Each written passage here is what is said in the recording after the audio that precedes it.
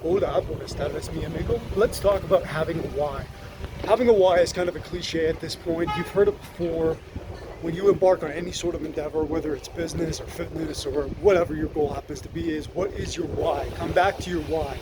Come back to your why, because when you get tested by life, you have to visit that and say, oh yes, this is why I'm doing what I'm doing. This is why I can have discipline in the short term, because in the long term I'm going to reap the benefits for myself, for my son, my daughter, my husband, whatever, right?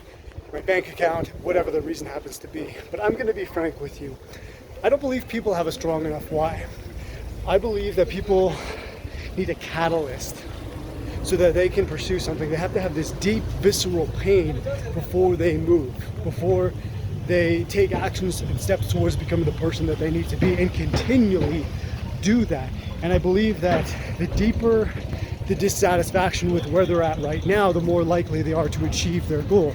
The pain of not being at your goal has to be greater than the temptation to, in the case of fitness, for example, indulge in, I'm gonna walk by something, just 1 second. I don't know what's going on here. But as I was saying, so the pain of not being where you want to be has to be greater than the pain of indulging in sweets or eating out or whatever is going to derail you from getting to your goal. And I don't think most people have something that's strong enough, or why that's strong enough.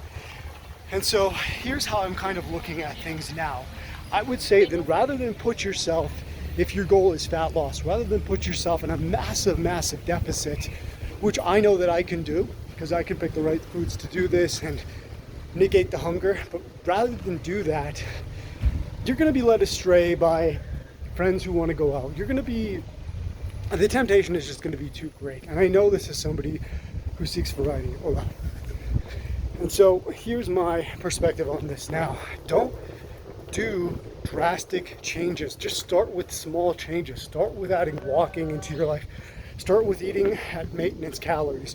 Start with eating at a small deficit if you are going to cut. Start with those things, and once you know that you can do those things, then you can make more drastic changes. Because the reality is your why has to be strong enough, and your why probably isn't strong enough.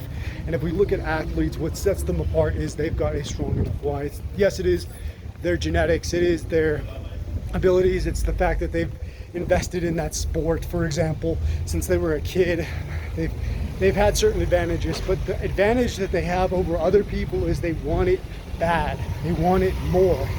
And that's something I can't teach you. That's something you have to find from within. So once you find that from within, then you can make more drastic changes. But until then, prove to yourself that, hey, I can do the small things and work up to the big things.